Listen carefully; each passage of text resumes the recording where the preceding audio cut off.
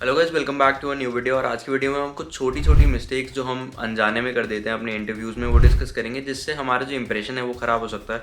अब तुमने बढ़िया से इंटरव्यू दे दिया, जितने भी क्वेश्चंस थे वो सब आंसर कर दिए, सब बढ़िया जा रहा था। बट ये छोटी छोटी मिस्टेक्स की वजह से अगर तुम्हारा प्लेसमेंट रह जाए, तुम्हारी वो जॉब अपॉर्चुनिटी रह जाए, तो काफ़ी गड़बड़ हो जाएगी।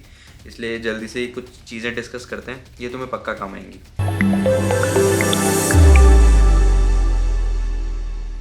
तो जो पहली चीज़ है वो मेरे हिसाब से बहुत लोग इतना ज़्यादा अननोइंगली कर देते हैं कि उनको पता भी नहीं लगता कि उन्होंने ये गलती करी थी। एंड दैट इज़ कि showing up late for an interview, या फिर बिल्कुल टाइम पे पहुँचे हैं। कि मतलब अगर 10 बजे का टाइम दिया तो एग्जैक्टली 10 बजे ही हमने लॉग इन किया, अगर ऑनलाइन है।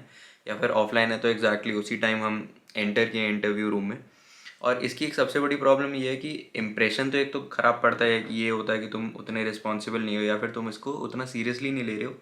एंड उससे बड़ी परेशानी ये है कि तुम्हें एक टाइम नहीं मिलता अपने आप को उस पूरे एटमॉस्फेयर में थोड़ा सा कंफर्टेबल होने का। तो काफ़ी चांसेस हैं कि तुम जब तक उस एटमॉस्फेयर में कंफर्टेबल नहीं हो, तुम थोड़ा सा वहाँ पे बैठ के 2 मिनट है ना, उस पूरे एटमॉस्फेयर को ऑब्जॉर्व नहीं कर रहे हो, तो उसमें क्या है कि तुम पैनिक कर सकते हो। अगर तुमसे कोई सवाल पूछा है उन्होंने और तुम उसका जवाब नहीं दे पा रहे हो, तो तुम आगे पैनिक कर सकते हो। एंड काफ़ी ज़्यादा आगे का पूरा इंटरव्यू का फ्लो तुम्हारा ख़राब हो सकता है। इसलिए थोड़ा सा पहले पहुंच जाओ। अगर तुम्हारा 10 बजे का इंटरव्यू है, अगर ऑफलाइन है तो 10-15 मिनट पहले पहुंच जाओ उस जगह पर और जाके बैठो, अपना जॉब प्रोफाइल पढ़ो, अपना पूरा रेज्यूमे को एक बार गो थ्रू कर लो कि उसमें कोई ऐसी चीज़ तो नहीं है जो तुम्हें नहीं पता।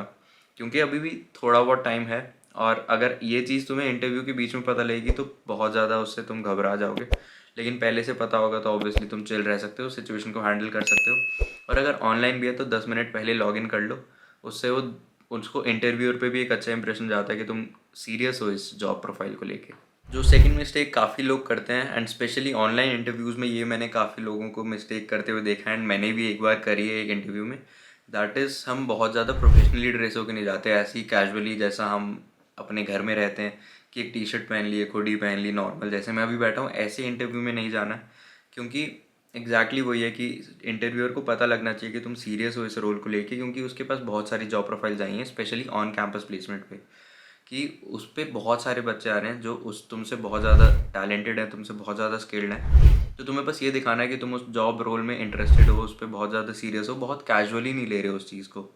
एंड इसका मतलब ये नहीं है कि तुम उसको इतना ज़्यादा सीरियसली ले लो कि तुम बहुत ज़्यादा डर जाओ या फिर बहुत ज़्यादा अंडर कॉन्फिडेंट फील करो वहाँ पे जाके। इसका मेन सिंपल सा पॉइंट ये है कि तुम्हें बस सीरियस दिखाई देना है और वेल ड्रेस दिखाई देना है, कि तुम्हें पता है कि कहाँ पे कैसा दिखाई देना है तुम्हें। जो नेक्स्ट मिस्टेक है दैट इज़ कि काफ़ी लोग अपना रिज्यूमे जो है उसको सबमिट कर देते हैं एप्लीकेशन भरते समय, एंड फिर उसको रिव्यू नहीं करते कि उसमें क्या क्या लिखा है, उसमें एग्जैक्टली क्या क्या है। काफ़ी लोगों को तो पता भी नहीं होता कि उनके रिज्यूमे में क्या क्या चीज़ें डली हुई हैं, कौन से प्रोजेक्ट्स डले हुए हैं, एंड उसको एक्सप्लेन नहीं कर पाते हैं इंटरव्यू में। तो नेक्स्ट पॉइंट ये है कि जो भी तुम्हारे रिज्यूमे में चीज़ें डली हुई हैं, मेक श्योर कि तुम्हें उसके बारे में पूरी डिटेल पता है। अगर उसमें पुराना कोई वर्क एक्सपीरियंस डला हुआ है तो तुम एक्सप्लेन कर सकते हो कि तुमने क्या काम किया था उधर। एंड कोई प्रोजेक्ट डला हुआ है तो उसमें कैसे कैसे क्या क्या तुमने काम किया था, क्या क्या तुम्हें चैलेंजेस आए थे। क्योंकि इससे जो भी इंटरव्यूअर है तुम्हारे उस प्रोजेक्ट को अच्छे से असेस कर पाएगा। उसके पास कोई ऐसे प्रूफ नहीं होता है प्रॉपर कि तुमने क्या किया था, लेकिन तुम्हारे कॉन्फिडेंस एंड तुम्हारी क्लैरिटी से उसको पता लग जाता है कि तुमने हाँ ये सही में काम किया था एंड तुम्हें उस चीज़ की नॉलेज है। तो अपने जो भी रिज्यूमे में चीज़ें डाल रहे हो उसको कंसाइज रखना। एक तो 1 पेज का रिज्यूमे रखना, ज़्यादा बड़ा रिज्यूमे मत डालना। 1 पेज का रिज्यूमे रखना और उसमें कंसाइज पॉइंट्स लिखना कि तुमने क्या क्या किया था, और उसको इंटरव्यू में एक्सप्लेन करना। सब कुछ रिज्यूमे में मत लिख देना। जो फोर्थ पॉइंट है दैट इज़ कि काफ़ी लोग कंपनी के बारे में कुछ भी रिसर्च नहीं करते हैं। एंड ये मेरे साथ एक कंपनी में हुआ था, उस कंपनी का नाम रिटेल पल्स था। तो उस कंपनी का जब इंटरव्यू में देने जा रहा था तो उस कंपनी के बारे में मैंने आधा नहीं पढ़ा था, और मेरे से सबसे पहले एक क्वेश्चन ये पूछ लिया था कि इस रोल के बारे में एंड स्पेसिफिकली इस कंपनी के बारे में तुम्हें क्या अच्छा लगता है एंड क्यों तुमने यहाँ पे अप्लाई किया था। और उस क्वेश्चन का आंसर नहीं था, क्योंकि हम में से काफ़ी लोग बस इसलिए अप्लाई करते हैं क्योंकि हमें जॉब चाहिए या फिर हमें उस सेक्टर में उस रोल में जॉब चाहिए। काफ़ी लोग नहीं देखते कि ये कंपनी क्या करती है या फिर उस कंपनी का मेन मोटिव क्या है, उसका मेन प्रोडक्ट क्या है। तो ये सब देख के जाना, क्योंकि इंटरव्यूअर को वापस से एग्जैक्टली वही पता लगेगा इस चीज़ से कि तुम सीरियस कितने हो उस रोल को लेके, इस कंपनी को लेके। क्योंकि अगर तुमने पहले से रिसर्च करी होगी, तुम्हें पता होगा कि उसका प्रोडक्ट क्या है एंड पिछले 3-4 महीनों में 3-4 साल में उसको क्या क्या चैलेंजेस फेस करने पड़े हैं और क्या क्या मेजर उनके अकम्पलिशमेंट्स थे, ये सब पता होगा। तो इंटरव्यूअर को पता लगेगा कि तुम बहुत सीरियस हो इस कंपनी को लेके। एंड बाकी कैंडिडेट्स से तुम्हें ऊपर थोड़ा सा रखेगा वो अपने असेसमेंट में। एंड जो फिफ्थ चीज़ है, ये एक बहुत ही छोटी सी चीज़ है कि अपने जो भी सेल फ़ोन है, अपना फ़ोन है या फिर कोई भी आसपास तुम्हारे पास डिवाइस है, उसको साइलेंट पे कर देना है, फिर बंद कर देना। क्योंकि इंटरव्यू के बीच में एक बार भी तुम्हारा फ़ोन बज गया अगर, तो वो काफ़ी यार मतलब ऐसे ना पूरा फ्लो ख़राब हो जाता है कि अगर तुम कोई क्वेश्चन कर रहे हो तो तुम बीच में ऐसे फ़ोन काटने जाओगे, मतलब अगर तुम काटने भी जा रहे हो तो उसमें भी ऑब्वियसली तुम्हारा पूरा फ्लो ख़राब हो जाता है। यार इंटरव्यूअर भी थोड़ा सा ऐसे डिस्टर्ब फील करता है कि यार 1 घंटे का तो टोटल इंटरव्यू है, उसमें भी तुम्हारा एक बार फ़ोन बज गया, तुम उसको साइलेंट पे कर सकते थे। तो ये बहुत छोटी सी चीज़ है जिसको तुम दिमाग में रखना है इंटरव्यू के बीच में जाते हुए। अब अगर तुम लोग सोच रहे हो कि ये सब तो बढ़िया, बट इंटरव्यू के लिए प्रिपेयर कहाँ से करना है? अब यार नेट पे बहुत सारे रिसोर्सेज हैं, बहुत सारी नॉलेज तुम्हें फ्री में अवेलेबल है यूट्यूब पे। एंड कितने सारे कोर्सेज हैं जहाँ से तुम सब कुछ सीख सकते हो, बट वो एक स्ट्रक्चर्ड वे में तुम्हें नहीं मिलता है, कोई एक प्रॉपर पाथ नहीं मिल रहा है। और अगर तुम्हें बड़ी बड़ी कंपनीज़ में प्लेस होना है, जैसे गूगल, माइक्रोसॉफ्ट, अमेज़ॉन या फिर जोमेटो, एंड एक बड़ा सा एक प्रॉपर अच्छा सा पैकेज चाहिए, तो तुम्हें एक स्ट्रक्चर्ड कोर्स चाहिए होगा। और अगर तुम्हें एक ऐसा कोई स्ट्रक्चर्ड कोर्स चाहिए तो तुम न्यूटन स्कूल का फुल स्टैक वेब डेवलपमेंट का कोर्स ज्वाइन कर सकते हो।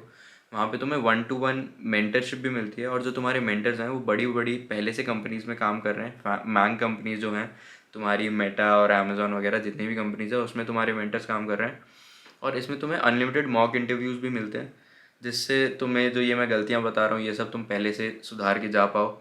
एंड तुम्हारी जो टेक्निकल स्किल्स हैं, टेक्निकल क्वेश्चन आंसरिंग स्किल्स हैं, वो सब भी तुम्हारी अच्छे से पॉलिश हो जाएंगी। तो तुम न्यूटन स्कूल का full stack web D course ले सकते हो। तो उनकी वेबसाइट को जाके चेकआउट करो, उनको कॉन्टैक्ट करो, तुम्हारे जो भी डाउट्स हैं उनसे जाके क्लैरिफाई करो। एंड एक ये बहुत ही प्रॉपर स्ट्रक्चर्ड कोर्स है जो तुम्हें पक्का तुम्हारी प्लेसमेंट्स में हेल्प करेगा। और जो लास्ट चीज़ है जो तुम इंटरव्यू में गलत कर सकते हो, that is not being confident. क्योंकि अगर उनको दिख रहा है कि तुम्हारी स्क्रीन पे कि तुम्हारी फट चुकी है बुरी तरह से, और तुम्हारी मतलब ऐसा हो गया कि अगला तुमसे क्वेश्चन पूछा तो तुम रो दोगे, ऐसी हालत में अगर आ चुके हो, तो उनको दिख जाएगा कि यार जो भी प्रेशर वाली सिचुएशंस होगी कंपनी में, चाहे तुम्हें आता हो चाहे नहीं आता हो, तुम उसको हैंडल नहीं कर पाओगे, एंड इससे एक बहुत नेगेटिव इंप्रेशन जाता है। तो अगर नहीं भी आता तो कॉन्फिडेंटली बोलो कि तुमने ये नहीं पढ़ा था, ये चीज़ तुम्हें अच्छे से आती है, इसमें से तुम क्वेश्चंस पूछ लो, ऐसा तुम इंटरव्यू को बोलना। और अगर तुम्हें कोई प्रोजेक्ट के बारे में कोई चीज़ अनश्योर है तो तुम ये बोल सकते हो कि अभी मैंने ये प्रोजेक्ट काफ़ी टाइम पहले बनाया था, but I can brush up on these concepts, and ये चीज़ें मैं सीख सकता हूँ। और अगर कोई ऐसी कंपनी की रिक्वायरमेंट है जो तुम्हें पूरी करनी चाहिए, तो तुम खुद ही ऑफ़र कर दो कि अगर तुम्हें 1 महीने या 2 महीने बाद ये जॉब ज्वाइन करनी है, तो उनसे बोल दो कि ये 1-2 महीने में क्या क्या ऐसे काम है जो मैं पहले से सीख सकता हूँ, जिससे मैं अच्छे से परफॉर्म कर पाऊँ। तो यही कुछ चीज़ें थी जिनका तुम इंटरव्यू में जाने से पहले ख्याल रखना, ध्यान रखना। एंड बढ़िया, इसके बाद इंटरव्यू तो हो ही जाएगा। तो मिलते हैं अगली वीडियो में। Bye bye.